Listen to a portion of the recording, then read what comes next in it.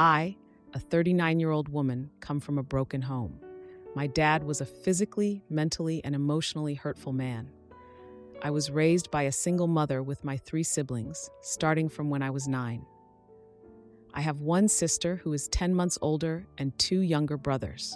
One is 4.5 years younger and the other is 6.5 years younger.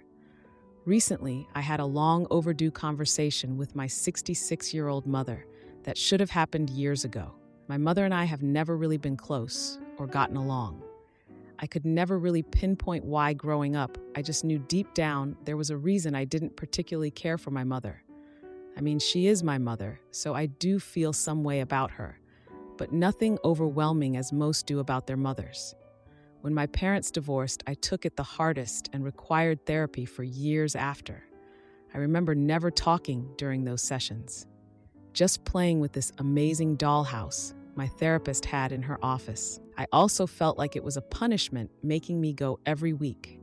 My mother would say that was our time, where she always took time with each of us during the week. While my siblings got to pick what they wanted to do, I never had a choice. I had to go to therapy. Because of this, I always felt like the outcast in my family.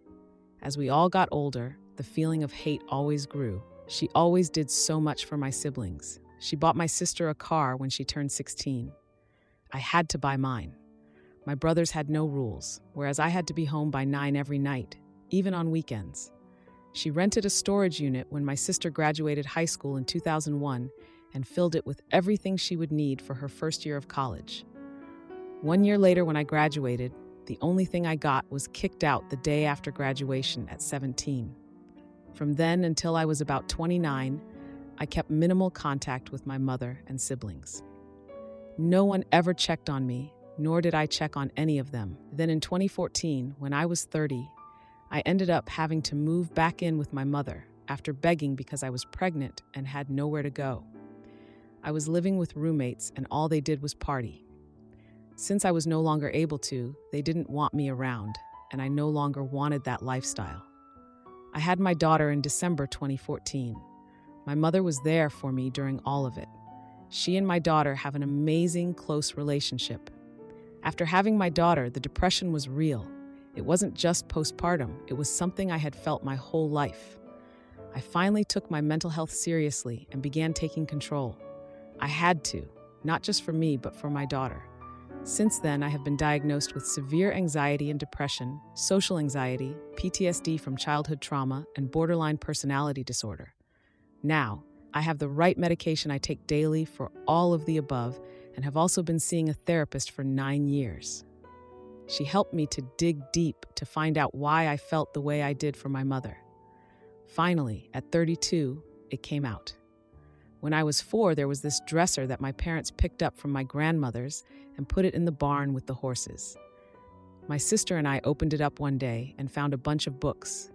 We grabbed some and I excitedly showed my mother, and she let us have them. That night when my father got home, he found that one of the handles had broken off the dresser. He came up to the house, took his belt off, and asked my sister and I together who broke it. Neither of us did.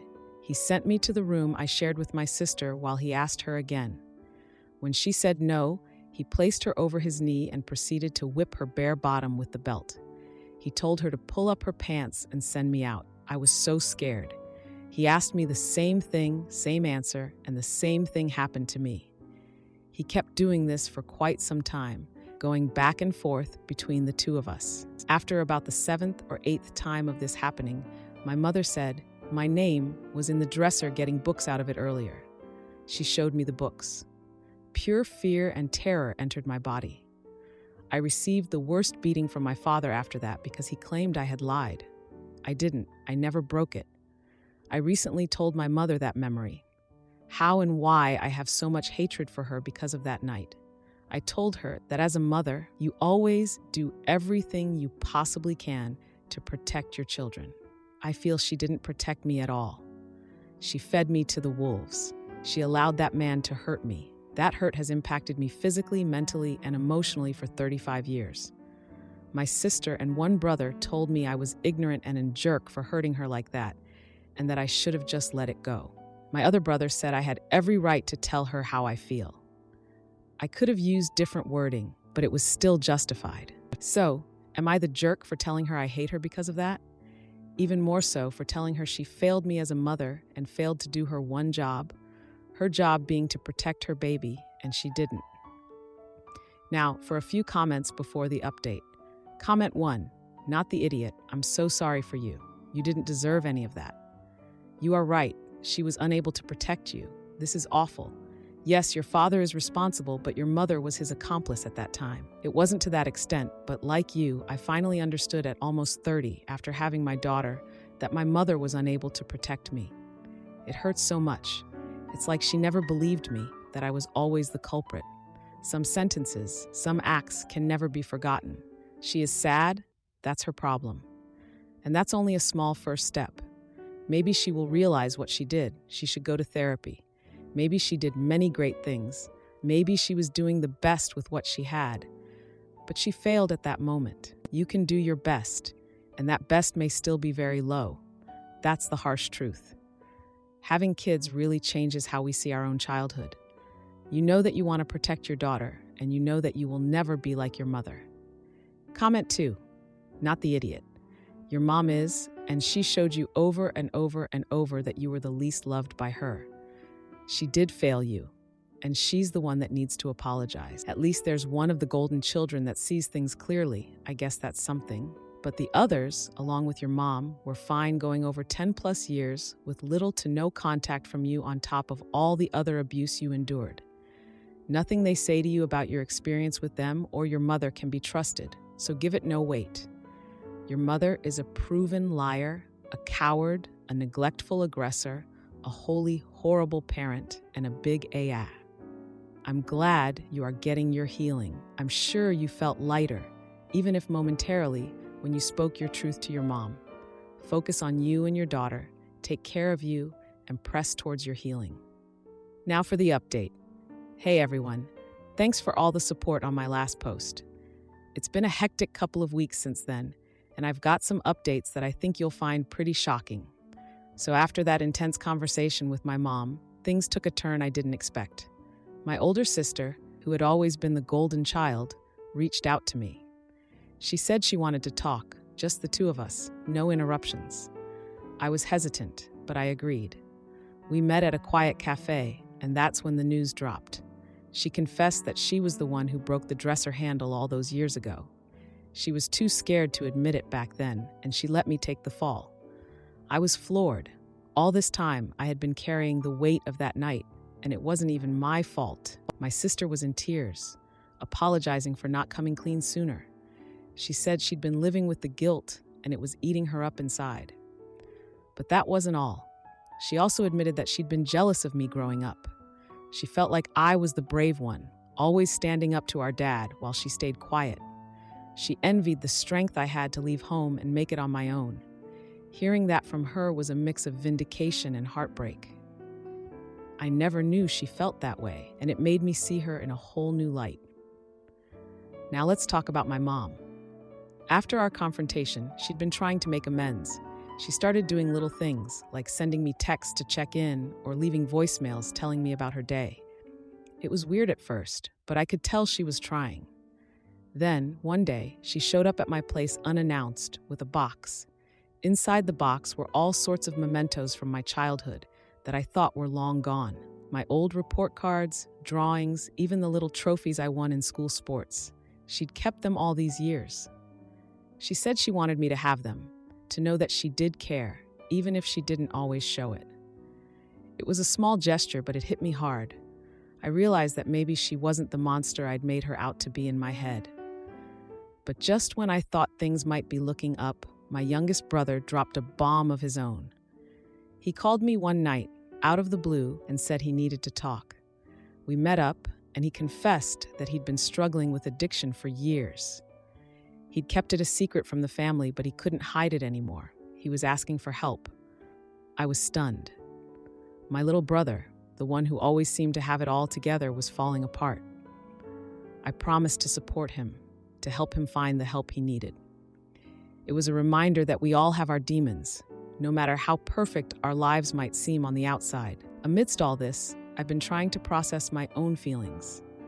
I've been seeing my therapist more often, trying to work through the anger and the hurt. It's not easy, but I'm making progress. I've even started to let my guard down around my mom a bit. We're not exactly best friends, but we're talking, and that's a start. As for my daughter, she's been my rock through all of this. She's so full of love and joy, and she reminds me every day that there's more to life than holding on to the past.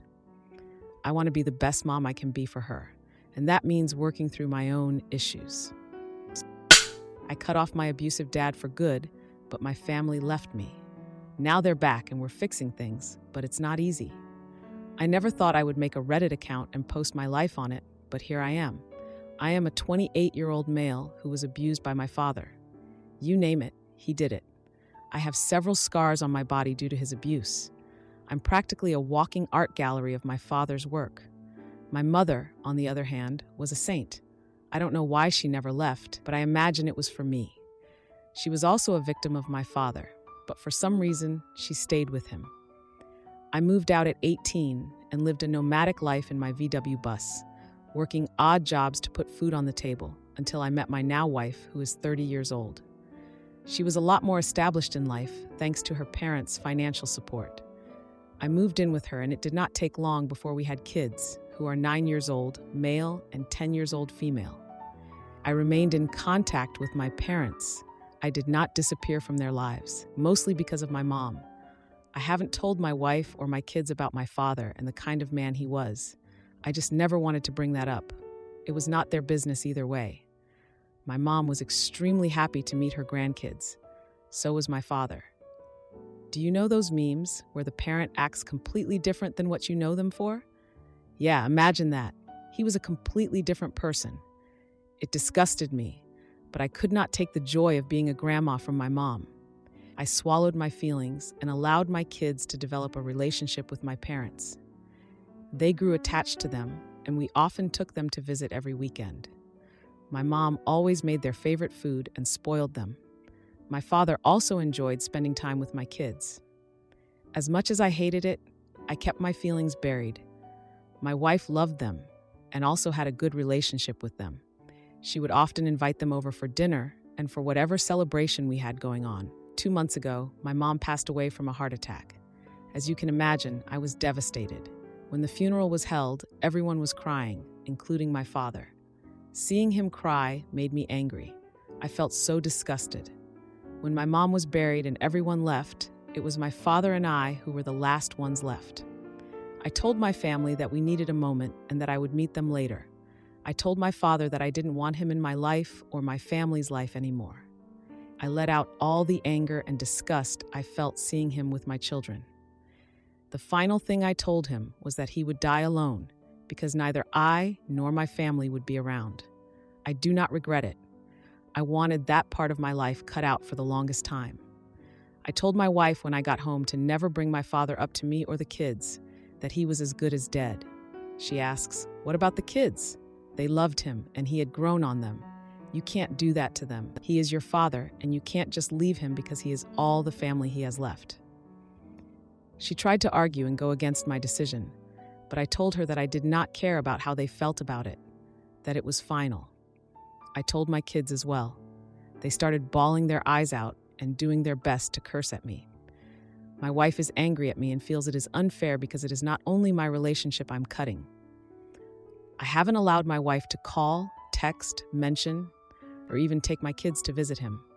She has tried, and I have put a halt to it and reminded her that I was not kidding, that my father is dead to me and them, to quit trying to be involved with him. She and the kids have made numerous jabs at me throughout the past few days, and my wife feels that I'm being a huge jerk and unfair, that I am not taking my kids or her feelings into consideration. My kids have been really upset and haven't really spoken to me since, and my wife is giving me the silent treatment. Am I the idiot? Now, for a few comments before the update. Comment 1. Not the idiot for cutting contact. You're the idiot for how you cut contact. He didn't abuse the grandkids, only his kids, so let him access grandkids is a moronic argument. Until what? He repeats his mistake. His time with you was numbered because you stayed around for your mother. Now your mother is gone. That number is 0. Is your wife taking your feelings into consideration? Or does take her feelings into consideration mean do what she feels is right? Use none of your life experience or knowledge of what this man is like to make a decision, because that's dumb as hell. You have to put your feelings of being abused aside. Let your kids hang out with your aggressor because that aggressor lied to them and made them think he's nice. Screw all of that. Comment 2. I'm sorry, but you're the idiot. You allowed your kids to know your father and love him, only for you to take him away from them now. It might have been better if they'd never met him. Now you are damaging your kids emotionally. I understand the choice you make for yourself, but is what you're doing really the best for your kids? I would have a discussion with your wife first and then with your kids. Even though I sympathize with your trauma, this isn't something you should decide on your own. You involved your family when you introduced them to your dad. They should get a say. Now for the update. Hey everyone, thanks for all the comments on my last post. It's been a busy couple of weeks, and I've got an update that I think you'll find pretty shocking. So, after I laid down the law about cutting my father out of our lives, things at home went from bad to worse. My wife, who's always been the peacemaker, tried to talk to me about it every night. She reminded me how my mom, bless her soul, would have wanted us to be a family, but I couldn't shake the memories of my dad's abuse, the scars that still burn on my skin when I think about him. Then, out of nowhere, my father showed up at our house. My wife let him in, thinking I wasn't home. I walked into the living room to find him playing with my kids, who were laughing and hugging him like nothing had happened. My blood boiled. I couldn't believe my wife went behind my back after everything I said. We had a huge fight, right there in front of my father and the kids. My wife shouted that I was being cruel, that I couldn't erase the bond my kids had with their grandfather. I yelled back, telling her she had no idea what that man was capable of. My father just sat there, a smug look on his face, as if he was enjoying the chaos he'd caused. The next day, my wife took the kids and went to stay with her sister. She said she needed time to think about our marriage, about whether she could be with someone who let his past poison his present. I was left alone, just like I'd left my father. But here's where it gets really crazy. My father had a heart attack, just like my mom. He was rushed to the hospital, and I was listed as his emergency contact. I found myself at his bedside, looking at the man who'd made my life a living hell. He was weak, vulnerable, and for a moment, I almost felt sorry for him. He tried to apologize, said he'd changed, that he loved me and the kids, but I couldn't forget the past. I told the doctors I wouldn't make any decisions for him, that they should treat him as an unclaimed patient. I walked out of that hospital feeling like a weight had been lifted off my shoulders. When I got home, I found a letter from my wife. She wrote about how she understood my pain, but she couldn't be with someone who had so much hate in his heart. She said she was filing for divorce and that she wanted full custody of the kids. She believed they needed to be shielded from my anger and bitterness. I was stunned. My world was falling apart. I had lost my mom, my wife, my kids, and now I had turned my back on my dying father. I felt like I was in a nightmare. But then something unexpected happened. My father passed away, and it turned out he had left everything to me in his will. His house, his savings, everything. It was as if, in death, he was trying to make amends for the pain he'd caused in life. I used the money to pay off the mortgage on our family home and set up college funds for the kids.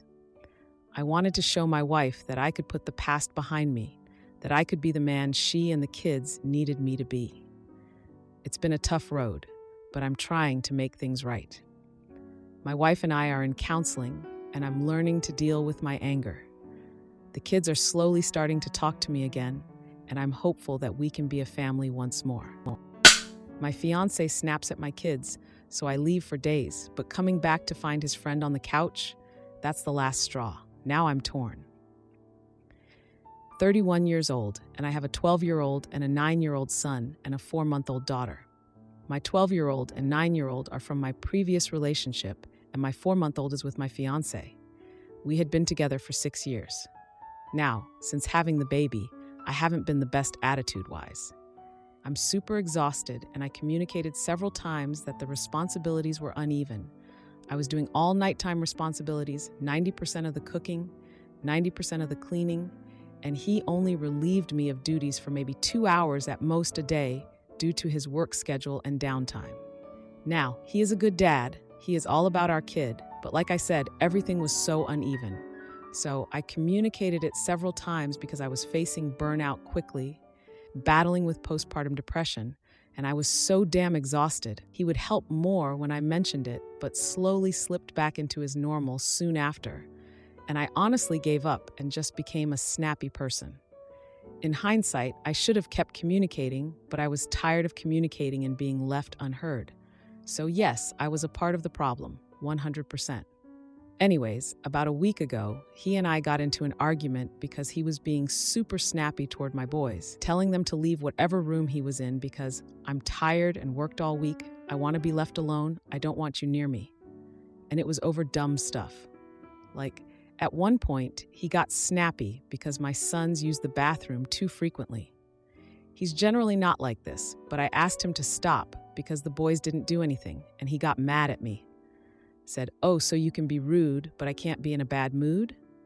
It escalated quickly, so I took the kids and left, and told him I refused to deal with this in front of the kids, and that I would come home when we learned to communicate. Half the time I'm not being rude, for the record. I'm simply tired of having to give him step-by-step directions on how to take out the rubbish or how to find the ketchup. But he says I'm being rude because I give looks whenever he asks me dumb questions when I literally just want to not talk at all. Anyway, I leave. He never contacts me. 5 days later, I go back to the house to grab clothes for me and the kids, and I find one of his female friends who is in love with him and said so multiple times, sleeping on the couch and him sleeping in our bed. They were both fully clothed. Didn't even appear to be anything suspicious, to be honest. But this woman has caused many issues in the past, and therefore I refuse to forgive him for it, even if it was innocent as he claims. He has been begging me to come home.